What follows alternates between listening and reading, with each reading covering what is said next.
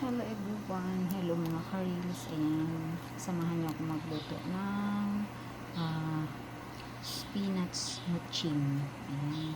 So ang una natin gagawin ay pakuluan ng tubig. Lagyan natin ang spinach. Pakuluan lang natin ng 10 minutes.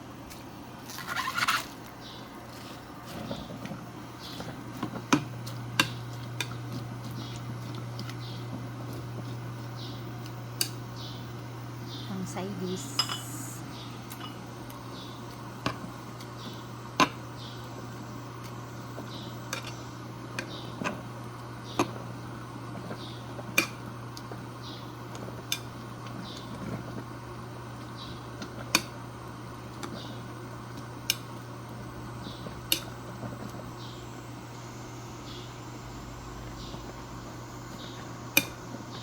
Tanggalin natin siya ng tubig. Ang tubig itapon natin.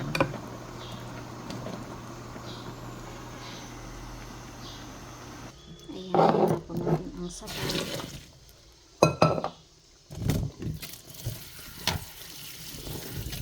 Ayan, i-drain natin yung tubig hanggang sa wala ng tubig. Wait lang, kasi mainit pa.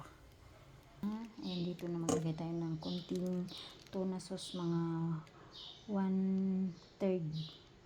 Kunti lang.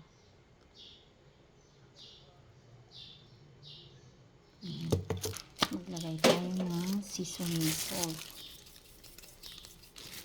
Kunti. And then, sesame seeds. And then, 1 cloves na bawang. And last is sesame oil.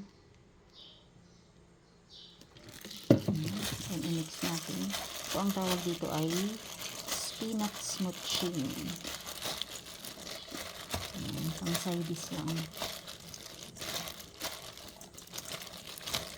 Ayan na ang ating spinach muching. Thank you so much.